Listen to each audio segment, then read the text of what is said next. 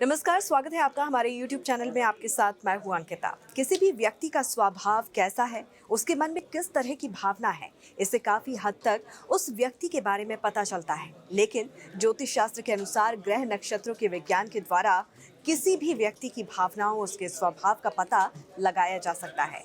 कुंडली में कुछ ऐसे योग बनते हैं जिनमें जन्मा व्यक्ति अपना जीवन राष्ट्र के लिए समर्पित कर अमर हो जाता है। तो आज जानेंगे कि वो कौन से ग्रह नक्षत्र हैं जो व्यक्ति को देशभक्त बनाते हैं। जन्म कुंडली में कुछ इस प्रकार की ग्रह स्थितियों का सृजन होता है जिससे व्यक्ति में देश के लिए कुछ कर गुजरने का जुनून होता है।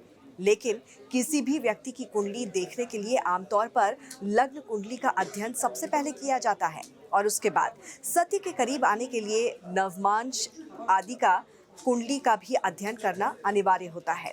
ज्योतिषाचार्यों के मुताबिक जन्म कुंडली का चतुर्थ स्थान माता का माना गया है। उसी प्रकार द्वादशांक चक्र राष्ट्र चिंतन के लिए माना जाता है। इसके लिए सप्तमांश, द्वादशांश और त्रिशांश चक्र को भी ध्यान में रखा जाता है।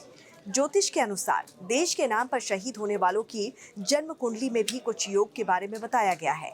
जन्म कुंडली में सप्तम एवं द्वितीय भाव को मारक स्थान माना गया है, तो वहीं अष्टम एवं तृतीय भाव को महर्षि पराशर ने आयु का स्थान माना है।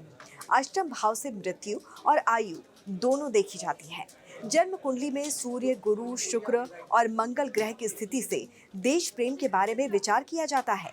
कुंडली में इन ग्रहों की स्थिति से ही देश के प्रति प्रेम और समर्पण की भावना का पता चलता है। अगर किसी भी जातक की जन्म कुंडली में मंगल धनु या मीन राशि में होता है तो ऐसे लोग देश के लिए हर संभव कार्य करने वाले होते हैं। वहीं अगर कुंडली में गुरु मेष या वृश्चिक राशि के साथ होता है तो ऐसा व्यक्ति देश प्रेमी होता है।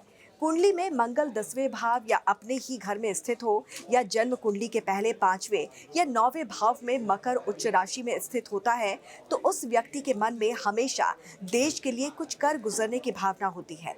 कुंडली के 10वें भाव में सूर्य अगर स्वराशि यानी कि सिंह राशि में होती है तो ऐसे में लोग देशभक्ति से भरे होते हैं। इसके साथ ही कुंडली में मेष राशि का सूर्य 5वें या 6ठे भाव में होता है तो ऐसा व्यक्ति अपने देश के लिए सब कुछ करने के लिए हमेशा तत्पर रहता है।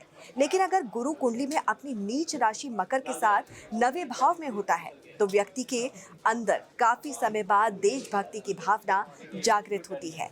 आपने कई ऐसे लोगों के बारे में जरूर सुना होगा जो देश हित में अपने योगदान की वजह से प्रसिद्ध हो गए हैं या चर्चा में आ गए हैं। दरअसल जन्म कुंडली में बृहस्पति के घर अथवा चंद्रमा के घर में गज केसरी योग होने से अर्थात धनु, मीन और कर्क राशि में गज केसरी योग हो तो जातक देश के लिए कुछ ऐसा काम करता है जिससे वो प्रसिद्ध हो जाता है।